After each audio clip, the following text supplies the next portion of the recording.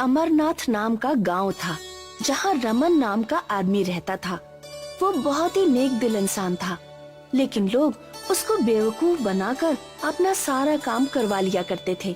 ऐसे ही एक दिन मोतीलाल, जो कि एक कंजूस सेठ था, वो रमन को बुलाकर कहता है, अरे ओ रमन, जरा इधर आ तो। जी मालिक, क्या हुआ? एक काम कर, जरा मेरा गोदाम साफ कर दे, बहुत गंदा हो गया है। मालिक, मैं तो खेत पर काम करने के लिए जा रहा था ताकि कुछ पैसे कमा सकूं। मुझे अपना गुजारा भी तो करना है ना मालिक। अरे तुझे पैसे की क्या जरूरत है? तुझ पर तो माता लक्ष्मी खुद ब खुद मेहरबान हो जाएंगी। आखिर वो कैसे होगा? देख, माता लक्ष्मी ऐसी जगह वास करती हैं जहां साफ सफाई रहती है। तो अगर तू मेरा गोदाम अच्छे से साफ सुथरा और एकदम चकाचक कर देगा तो माता लक्ष्मी तुझसे बहुत प्रसन्न हो जाएंगी और खुद चलकर तेरे घर आ जाएंगी। रमन मोतीलाल का काम करना नहीं चाहता था, पर वो मना नहीं कर पाता और उसकी बात मान जाता है। वो अपनी पूरी मेहनत से उसका गोदाम एकदम साफ कर देता है। साफ सफाई करने के बाद वो अपने घर चला जाता है। अरे, आप तो बहुत जल्दी वापस आ गए, क्या हुआ? खेत पर नहीं गए क्या? ये सुनकर रमन अपनी पत्नी को सारी बात बताता है। उसकी सारी बात जानने के बाद रमन की पत्नी बिगड़ते हुए कहती है, आखिर आप कब तक लोगों की बातों से बेवकूफ बनते रहेंगे? बताइए ना, लोग हमेशा आपको बेवकूफ बनाकर आपसे मेहनत वाला काम करवा लेते हैं और आप बदले में कुछ भी नहीं लेते हैं। ऐसा कब तक चलेगा? मैं क्या करूं? कोई मुझसे कोई काम कहता है तो मैं मना नहीं कर पाता। ऐसे तो हम लोग एक दिन भूखे ही मर जाएंगे। ये बड़े बड़े लोग कितना फायदा उठाते हैं और आप बस चुपचाप उनका काम करते रहते हैं। कोई बात नहीं कमला, एक ना एक दिन मुझे मेरे कर्म का फल जरूर मिलेगा। भगवान के घर देर है पर अंधेर नहीं। वो बात तो आपकी सही है, भगवान तो अपने भक्तों की हमेशा सुनता है, लेकिन हमें भी तो मेहनत करनी पड़ती है। बिना मेहनत के कुछ नहीं मिलता। अरे तुम बस भगवान पर यकीन रखो, जो होगा भगवान की कृपा से अच्छा ही होगा। लेकिन अभी मैं क्या करूं? घर में खाने को केवल आज रात का ही राशन है। अगर ये भी खत्म हो गया तो कल खाने के लाले पड़ जाएंगे। भाग्यवान, तुम कल की चिंता मत करो, कल मैं कुछ न कुछ इंतजाम जरूर कर लूंगा, ये मेरा वादा है। आप कहते हैं तो ठीक है, मैं तो भगवान और आपके ही भरोसे जी रही हूँ। तभी उनके दरवाजे पर एक अम्मा आती हैं, कहती हैं, अरे कोई है क्या जो मुझ गरीब की मदद करे? अरे कुछ खाने को हो तो दे दो, मैं कई दिनों से भूखी हूँ। अम्मा, आप अंदर आ जाइए। रमन और उसकी पत्नी अम्मा की बहुत खातिरदारी करते हैं। उसके बाद अम्मा देखती है कि घर में उनके खाने के लिए कुछ भी नहीं बचा है। बेटा, तूने सब कुछ मुझे खिला दिया, अब तू और तेरी बीवी क्या खाएंगे? ये सुनकर रमन कहता है, कोई बात नहीं अम्मा, अतिथि तो भगवान समान होता है, तो पहले भगवान को भोजन कराना चाहिए, और वैसे भी हम तो कुछ भी खाकर काम चला लेंगे। आपका पेट भर गया, यही हमारे लिए बहुत है। तुम्हारी ऐसी सेवा भक्ति देखकर मैं तो बहुत प्रसन्न हो गई हूँ। आजकल भला कौन किसी भूखे को खाना खिलाता है? तुम लोग धन्य हो। तब एक रोशनी होती है और देखते ही देखते अम्मा अपने असली रूप में आ जाती हैं। वो कोई और नहीं बल्कि धरती माता होती हैं, जो भेष बदलकर रमन के घर आई होती हैं। धरती माता को देखकर दोनों प्रणाम करते हैं। तब धरती माँ उन दोनों को कहती हैं, मैं तुम दोनों के स्वभाव से बहुत खुश हूँ। तुम दोनों बहुत नेक दिल हो। खुद के पास भोजन ना होते हुए भी तुमने एक अनजान को अपना खाना दिया। बताओ, तुम्हें क्या चाहिए? माता, आपने हमें दर्शन दिए, हम तो वैसे ही धन्य हो गए, हमें और कुछ नहीं चाहिए। तुम दोनों का इतना नेक दिल है कि मैं तुम दोनों से बिना मिले नहीं रह पाई, इसीलिए मैं तुम दोनों से मिलने तुम्हारे पास आ गई। तुम दोनों मुझे माँ मानते हो, तो बताओ मैं तुम दोनों के लिए क्या कर सकती हूँ? मैं तो एक मामूली सा इंसान हूँ। मैं खेती करके अपना गुजारा करना चाहता हूँ, लेकिन मेरे पास खेती करने के लिए कोई जमीन नहीं है और ना ही इतना धन है कि मैं खेती करने के लिए बीज या खाद की व्यवस्था कर सकूं। मैं तो बस चाहता हूँ कि मैं खेती करके इतना कमा सकूं ताकि ना मैं भूखा रहूं और ना ही मेरे घर से कोई भूखा जाए। ये सुनकर धरती माँ बहुत खुश हो जाती हैं और रमन को एक मंत्र बताती हैं। चंद्र आगमन, धरती माँ कृषि जागमन। जब जब तुम ये मंत्र पढ़ोगे तब तब तुम चांद पर पहुँच जाओगे और तुम वहाँ जाकर किसी भी चीज की खेती कर सकते हो। वहाँ का वातावरण हर तरह की खेती करने में तुम्हारी मदद करेगा और साथ ही साथ वहाँ खेती करने के लिए तुम्हें केवल उस जगह की भूमि को जोतना है। बाकी उस भूमि में जिस भी चीज की खेती करनी हो उसका नाम लेते चले जाना और वो होती चली जाएगी। वहाँ तुम जिस भी चीज का नाम लोगे वो खेती अपने आप उगना शुरू हो जाएगी। तुम केवल उस खेती का पूरा ध्यान रखना और सही समय आने पर अपनी खेती से अपना व्यापार शुरू करना। क्या सच में ऐसा होगा? हाँ पुत्र, इस बात का ध्यान रखना कि जो भी खेती तुम करो उससे बाकी लोगों का भी भला होना चाहिए। अपने से पहले हमेशा दूसरों की मदद करने का सोचना, वरना हो सकता है ये मंत्र काम ना करे।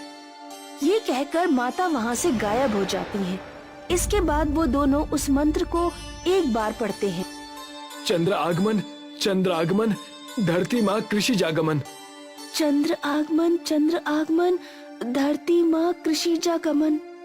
जैसे ही दोनों मंत्र पढ़ते हैं तो वो पाते हैं कि अब वो दोनों चांद पर हैं। पर फिर सोचते हैं कि वो किस चीज की खेती करें। तो बहुत सोचने के बाद रमन कहता है, क्यों ना हम लोग सूरज की खेती करें, क्योंकि आज भी बहुत से गांव के लोग ऐसे हैं जो खेती करते हैं पर उनको ठीक प्रकार से सूरज की किरणें नहीं मिल पाती हैं, जिसके कारण उनकी फसलें खराब हो जाती हैं। आज भी ऐसे बहुत सारे गांव व शहर हैं जहां पर किसानों को बहुत दिक्कतों का सामना करना पड़ता है। तो अगर हम उनको सूरज बेच देंगे, अपनी फसलों को कई प्रकार का फायदा पहुंचा पाएंगे, जिससे उनकी फसलें बहुत अच्छी होंगी और इससे हमें भी मुनाफा होगा। ये तो बहुत ही अच्छा विचार है, हमें ऐसा ही करना चाहिए। तो ये सोचकर दोनों चांद पर सूरज की खेती करना शुरू कर देते हैं और थोड़े ही दिनों में उसमें बहुत सारे सूरज दिखाई देते हैं। धरती माँ ने जैसा कहा था वैसा ही हुआ है। देखो कितने सारे सूरज निकल आए हैं। वो लोग धरती पर आ जाते हैं और पूरे गांव में सबको बता देते हैं कि जिनको भी सूरज चाहिए वो कुछ पैसों में ही सूरज खरीद सकते हैं। इस पर गांव वाले हैरान हो जाते हैं और सूरज खरीदने के लिए तैयार हो जाते हैं। रमन, मैंने सुना है तुम सूरज बेच रहे हो। भला ऐसा भी कहीं होता है क्या? दिखाओ तो जरा। हाँ, अभी दिखाता हूँ। रमन उस गांव वाले को सूरज दिखाता है तो वो हैरान रह जाता है और कहता है, अरे बाप रे, ये तो सच में छोटा सा सूरज है। अब इस गांव में किसी को भी खेती करने में कोई दिक्कत नहीं होगी। हाँ, बिल्कुल सही कहा। अब किसी को भी खेती करने में कोई दिक्कत नहीं होगी, सूरज निकले या ना निकले। रमन के घर के बाहर बहुत सारे लोगों की भीड़ इकट्ठा हो जाती है। रमन सभी लोगों को सूरज बांट रहा होता है और सभी लोग सूरज ले जाकर अपने खेतों में लगा रहे होते हैं, जिससे उनकी फसलों को अच्छी तरह से प्रकाश मिल रहा होता है। उनकी फसलें अच्छी होने लगती हैं। हमने तो कभी नहीं सोचा था कि रमन इतना समझदारी वाला काम कर सकता है। रमन ने तो हम सबको भौचक्का कर दिया। इधर रमन काफी मशहूर और अमीर हो जाता है। उसके पास बहुत सारा धन होता है। अब ये सब मोतीलाल को भी पता चलता है। मोतीलाल ये सब देखकर बहुत जलने लगता है। ये 2 कौड़ी के रमन ने ऐसा कौन सा काम किया है जो इतना मशहूर और अमीर हो गया? इसके यहाँ किसी को भेजकर पता लगाना होगा। वो अपने एक आदमी को रमन के यहाँ नौकरी पर लगवा देता है। उसका आदमी देखता है कि रमन कैसे एक मंत्र पढ़ के चांद पर चला जाता है और वहाँ बहुत सारे सूरज लेकर वापस आ जाता है। मोतीलाल ये सब देख के समझ जाता है कि ये सब एक मंत्र के कारण हो रहा है। अगर ये मंत्र मुझे पता चल जाए तो मैं भी चांद पर जाकर सूरज की खेती के साथ और अनेक खेती कर सकूंगा, जिसके बाद मैं रमन से कहीं ज्यादा मुनाफा कमा सकूंगा और बहुत अमीर हो जाऊंगा। इस 2 कौड़ी के रमन को कोई हक नहीं है इतना अमीर होने का। मोतीलाल ये सब सोच करके रमन के घर के बाहर चुपचाप देख रहा होता है कि रमन कौन सा मंत्र पढ़ रहा है। देर रात रमन एक बार फिर मंत्र पढ़कर चांद पर जाता है, लेकिन इस बार ये मंत्र मोतीलाल भी सुन लेता है। अच्छा, तो एक मंत्र के चलते इतना उड़ रहा है रमन। अब मैं भी चांद पर जाऊंगा और इससे ज्यादा मशहूर और अमीर होकर दिखाऊंगा। मोतीलाल वही मंत्र पढ़ता है जिससे वो भी चांद पर पहुंच जाता है और वो देखता है कि उसके आसपास बहुत सारे सूरज की खेती हो रही है।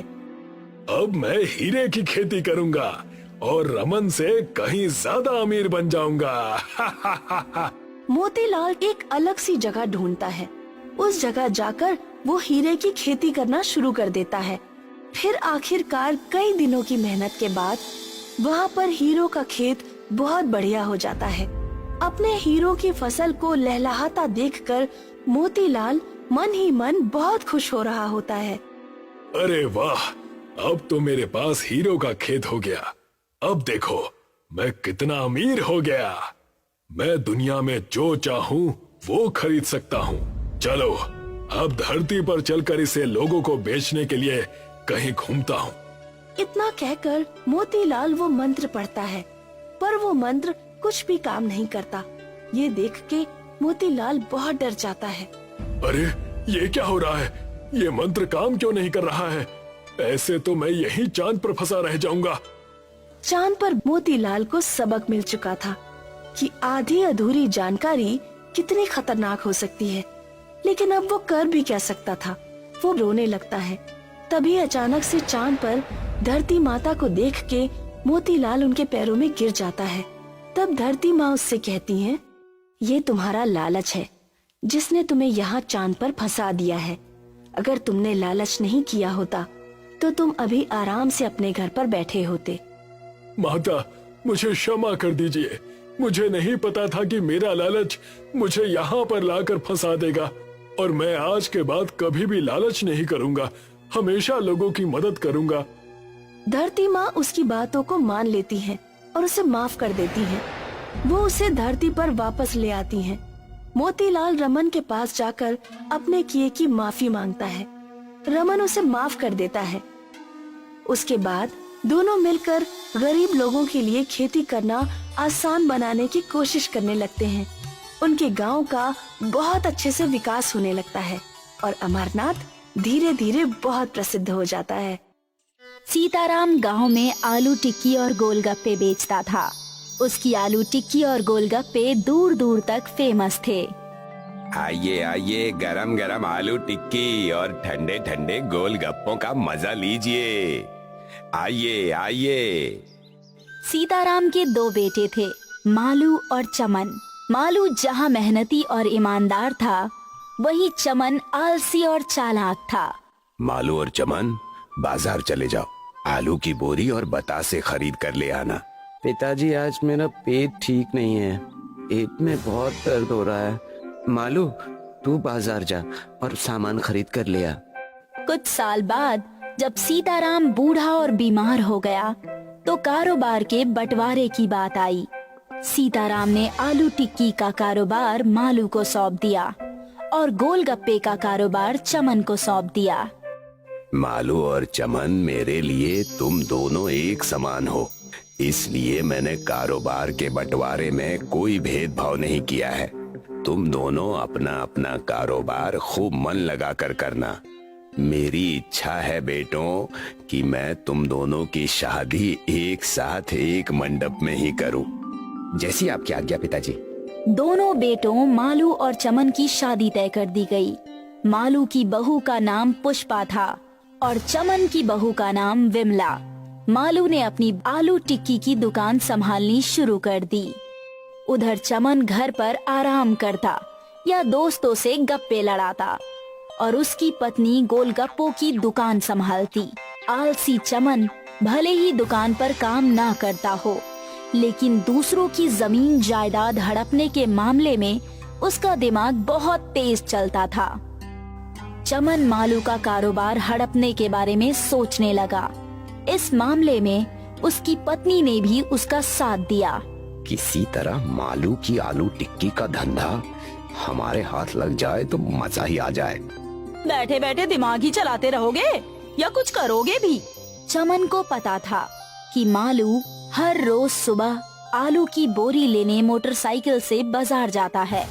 चमन ने एक रात चुपचाप मोटरसाइकिल के ब्रेक्स फेल कर दिए। अगले दिन मालू तेज स्पीड में गाड़ी चला रहा था, ब्रेक्स नहीं लगे और उसका एक्सीडेंट हो गया। इसी समय चमन ने मालू की दुकान को अपने कब्जे में ले लिया। मालू की बहू पुष्पा हॉस्पिटल में व्यस्त रह गई। वो कोर्ट कचहरी के चक्कर कहाँ से लगाती। पुष्पा ने अपने ससुर से कहा, पिताजी, आप एक बार चमन भाई साहब से कह दीजिए कि वे हमारी दुकान छोड़ दें। मैं हॉस्पिटल में अपने पति को संभालूं या चमन भाई साहब पर केस ठोककर कोर्ट कचहरी के चक्कर लगाऊं। मालू के इलाज के लिए डॉक्टर ने 1 लाख रुपए मांगे हैं। मैं उनका इंतजाम नहीं कर पा रही हूँ। चमन मेरी एक नहीं सुनता बेटी। मैंने उसे बहुत समझाया पर वो मेरे हाथ से निकल चुका है। लेकिन उसे अपने बुरे कर्मों का फल कभी न कभी जरूर चुकाना होगा। तो पिताजी, मैं तो इस तरह सड़क पर आ जाऊंगी। आज चमन भाई साहब ने दुकान छीनी है, कल वो हमारा घर भी छीन लेंगे। दरवाजा बंद करो बहू, मैं तुम्हें एक गुप्त जानकारी देना चाहता हूँ। बहू ने दरवाजा बंद किया। तब सीताराम ने उससे कहा, मेरे पास एक 5 बीघे का खेत है। ये खेत मैंने ऐसे ही समय के लिए बचा कर रखा था। मैंने अपनी वसीयत में वो 5 बीघा खेत तुम्हारे नाम कर दिया है। तुम चाहो तो वहीं पर झोपड़ी डालकर भी रह सकती हो। सीताराम ने पुष्पा बहू को खेत का पता बता दिया। ये एक गोभी का खेत था। चमन को कुछ पता ना लगे, इसलिए पुष्पा चुपचाप ही कुछ सामान लेकर खेत पर चली गई। पुष्पा बहुत मेहनत से गोभी की फसल उगाने लगी। बाकी समय हॉस्पिटल में जाकर अपने पति की देखभाल करती। वैसे तो पुष्पा के खेत की गोभी शहर की मंडी में जाती थी और फिर लोगों के पास जाती थी, लेकिन धीरे धीरे शहर से लोग सीधे गोभी लेने पुष्पा के पास आने लगे। बहन जी, आपके खेत की गोभी बहुत स्वादिष्ट बनती है। मुझे 5 किलो गोभी दे दीजिए। 10 किलो गोभी मुझे भी चाहिए और 10 किलो कल लेने आऊंगा। तैयार रखिएगा। शहर से आए लोगों की वजह से पुष्पा की अच्छी कमाई होने लगी। अगर इसी तरह कमाई होती रही तो मैं 1 लाख रुपए इकट्ठे कर लूंगी, फिर मेरे पति का इलाज हो जाएगा। एक दिन पुष्पा जब सुबह सुबह अपने खेत पर गई तो वहाँ एक विशाल राक्षस मौजूद था। मैं चंद्रमा से आया हूँ। सुना है तुम्हारी गोभी बहुत स्वादिष्ट होती है। तुम मुझे और मेरे भाइयों को गोभी बनाकर खिलाओ। मेरे पास तुम्हें गोभी बनाकर खिलाने का टाइम नहीं है, यहाँ से चले जाओ। मैं जो ऑर्डर देता हूँ उसे पूरा करना होता है। राक्षस ने पुष्पा के खेत की 10 किलो गोभी और पुष्पा को उठाया और उड़ाकर चंद्रमा पर ले गया। पुष्पा ने देखा चंद्रमा पर और भी राक्षस मौजूद है। जल्दी से गोभी की सब्जी और पूड़ियाँ बनाओ। जितनी जल्दी अपना काम खत्म कर लोगी उतनी जल्दी मैं तुम्हें पृथ्वी पर छोड़ आऊंगा। तुम समझते क्यों नहीं? पृथ्वी पर मेरे पति बीमार हैं। ज्यादा बकबक मत करो, जल्दी से ऑर्डर पूरा करो। पुष्पा ने मजबूरी में गोभी की सब्जी और पूरियां तैयार की। राक्षसों ने खूब छक कर खाया। वाह बेटी पुष्पा, मजा आ गया। तेरी गोभी वाकई बहुत स्वादिष्ट है। हम राक्षस लोग मिलकर तुझे कुछ देना चाहते हैं। राक्षसों ने पुष्पा को एक जादुई दीवार और चांद पर जमीन का एक टुकड़ा दिया। इस दीवार में घुसकर तुम चांद पर जा सकती हो।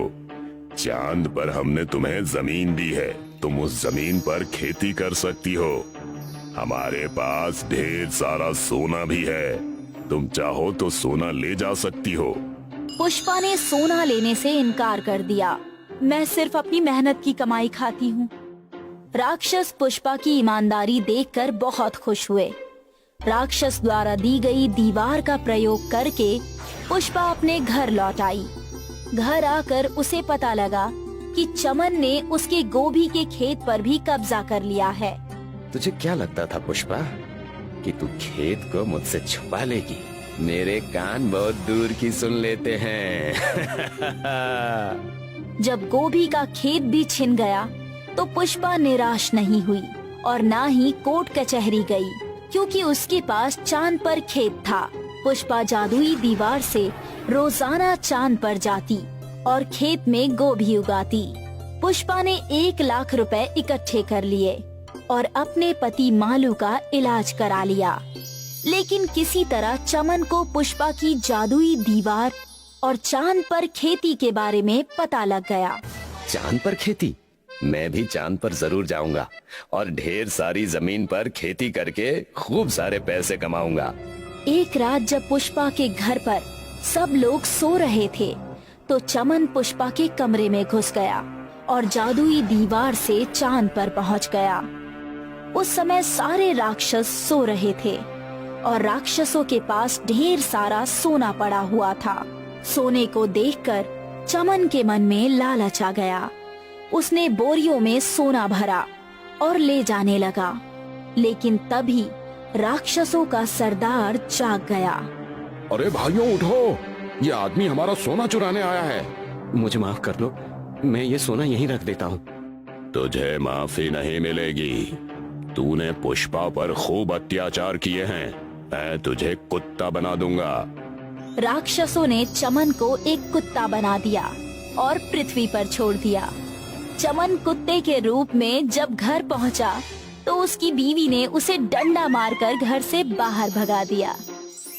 किशनगंज नाम के एक गांव में महेश कुर्ता और कपड़े बेचने का काम किया करता था। महेश अपने परिवार के साथ किशनगंज में एक दुकान चलाया करता था और उसी दुकान में रहा भी करता था। महेश के दुकान के आसपास कपड़े के बहुत सारे दुकान हो गए थे। लोग शहर से कुर्ता पजामा बनाना सीखकर किशनगंज में आ रहे थे। ज्यादा दुकानें होने की वजह से महेश का कुर्ता का दुकान बिल्कुल भी नहीं चलता, बल्कि महेश ईमानदार और सच्चा इंसान था। इस वजह से वो परेशान रहता। देखा भाग्यवान, आज भी हमारा पूरे दिन में एक भी व्यापार नहीं हुआ। तो क्या हुआ जी, कल से आप थोड़ा बहुत डिस्काउंट दे देना, दुकान अपने आप चलने लगेगी। 50% डिस्काउंट तो पहले से है, अब क्या फ्री में बेचूं? महेश अपनी दुकान बंद करने ही जा रहा था कि वहाँ पर सूर्य देव एक भिक्षुक का रूप लेकर आए और कहने लगे, अरे भाई, कुछ रखा है क्या मेरे साइज का? अगर है तो बताओ। ये कुर्ता है मेरे पास आपके साइज का, इसे ले जाइए।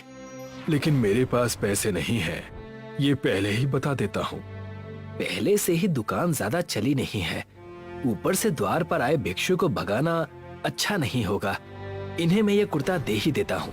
ये लीजिए, इसे आप रख लीजिए, पैसे की कोई दिक्कत नहीं है, इसे आप रख लीजिए।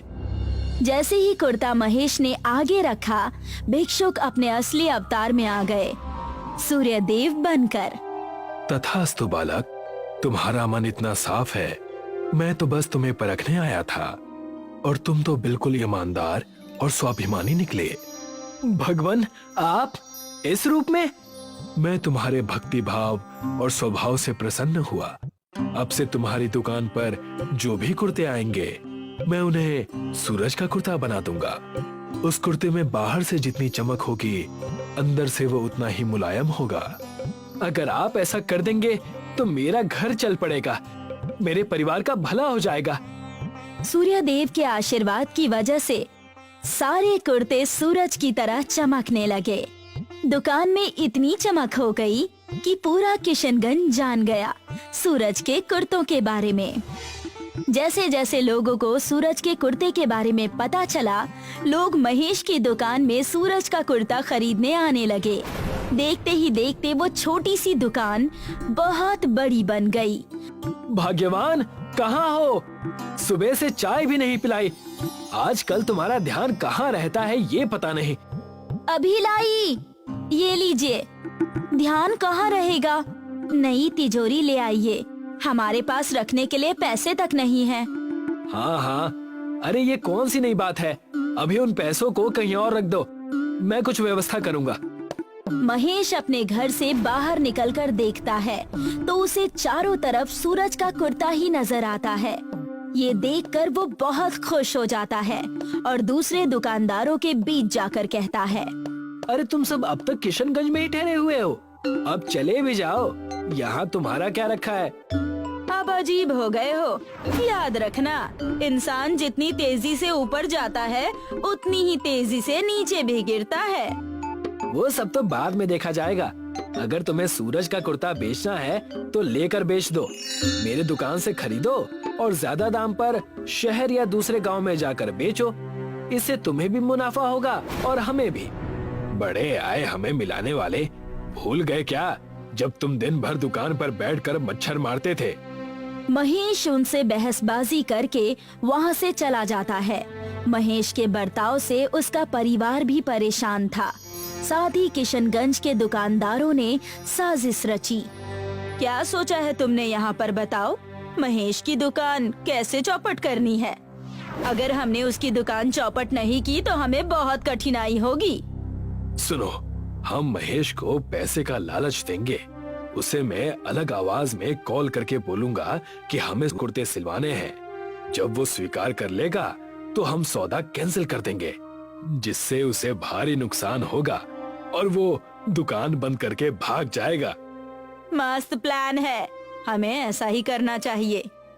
अन्य दुकान वाले साजिश रच ही रहे थे कि महेश सूर्य देव के मंदिर जाकर उन्हें सुबह सुबह जल अर्पण करता था। हे सूर्य देव, आज मैं जो कुछ भी हूँ बस आपकी कृपा है। तभी महेश को उस कपटी दुकानदार का कॉल आता है। हमें सूरज के कुर्ते बनवाने हैं जो बाहर से असली चमकदार हो, आग की तरह, और अंदर से मखमली मखमली। जल्दी से जल्दी सौदा कर दो। ये भी कोई बोलने की बात है, सौदा आपका तय रहा। आपको हर कुर्ते जल्दी ही मिल जाएंगे। महेश सूरज के कुर्ते को बनाने की तैयारी करने लगा। अरे भाग्यवान, सुनती हो? हमारे दिन और भी अच्छे होने वाले हैं। सूरज के कुर्ते का सौदा मिला है। अगर मैंने ये करके दे दिया ना तो सूर्य देव का छोटा सा मंदिर बनवाऊंगा मैं। अरे ये क्या, आपने तो मन्नत मांग ली। मैंने ये मन्नत बहुत पहले ही मांगी थी और अब ऐसा लग रहा है कि ये साकार हो जाएगा। महेश बाजार से थोड़े पैसे उठाकर सूरज का कुर्ता बनाना शुरू कर देता है। सूर्य देव के आशीर्वाद से सारे कुर्ते सूरज की तरह चमकदार बन जाते हैं और तैयार हो जाते हैं। मालिक, आपका सौदा पूरा कर दिया है। आप गाड़ी भिजवाकर सारे सूरज के कुर्ते ले जा सकते हैं। जैसे ही महेश ने कॉल लगाकर ये कहा, महेश के दुकान में अन्य दुकानदार आ गए और कहने लगे, अब आया ना मजा, ये हुई ना बात। मैं कुछ समझा नहीं, कहना क्या चाहते हैं आप सब? वो सौदा करने वाला कोई और नहीं, मैं ही था। मैंने ही तुम्हें गुमराह किया और तुमसे उस सौदे की बात की ताकि तुम्हारी दुकान ठप हो जाए। लेकिन तुम सबने ऐसा क्यों किया? मैंने तुम्हारा क्या बिगाड़ा था? अन्य कपटी दुकानदार महेश के सूरज के कुर्ते को पहनकर देखने लगे और कहने लगे, अब तुम क्या करोगे? इन सूरज के कुर्ते के पैसे कैसे चुकाओगे? जैसे ही दुकान वालों ने महेश को ठगना चाहा, वहाँ पर सूर्य देव फिर से भिक्षुक के रूप में आ गए और कहने लगे, ये सूरज का कुर्ता मैं खरीदूंगा, वो भी 2 गुनी दाम में। अरे तुम वही भिक्षु हो ना जिसे मैंने अपनी दुकान से भगाया था? हाँ, ये मेरे दुकान पर भी आए थे, मैंने भी इन्हें निकाल दिया था। महेश भिक्षुक को देखकर उनके पैरों में गिर गया और कहने लगा, हे सूर्यदेव, आपके यहाँ दोबारा आने से मेरे भाग्य खुल गए हैं। इस संकट से मैं कैसे पार पाऊं प्रभु? अन्य दुकानदार उस भिक्षुक को देख ही रहे थे कि भिक्षुक ने सूर्य देव का अवतार ले लिया और कहने लगे, दूसरों को परेशान कर तुम्हें तसल्ली मिलती है ना? मैं तुम्हें बताऊंगा कि असली जलन होती क्या है। ऊपर से तुमने पहना भी सूरज का कुर्ता ही है। जैसे ही सूर्य देव ने उनकी तरफ इशारा किया, उन दुकानदारों ने सूर्यदेव का कुर्ता पहना था और वो अंदर और बाहर से जलने लगे। वो चिल्लाते हुए वहाँ से भागने लगे। अरे बचाओ बचाओ, ये क्या भला पहन ली मैंने। अब बचाओ बचाओ, ये कैसी मुसीबत आ गई है। अब हम किसी को कभी परेशान नहीं करेंगे। अब भागो, बचाओ। दोनों तिलमिलाकर भाग उठे। तब सूर्यदेव ने महेश से कहा, मैं तुम्हारी मदद करने हमेशा नहीं आ पाऊंगा, तुम्हें खुद अपना ध्यान रखना होगा। और रही बात इन कुर्तों के पैसों की, ये तुम 2 गुनी कमाई करके भर दोगे। कभी घमंड और किसी को नीचा मत दिखाना। धन्यवाद प्रभु, मैं बिल्कुल ऐसा ही करूंगा और आगे से ध्यान रखूंगा। महेश फिर से ईमानदारी का जीवन जीने लगा और उसने सूर्यदेव की एक छोटी सी मंदिर भी बनवा ली, जिसमें कई लोग पूजा अर्चना करने आने लगे।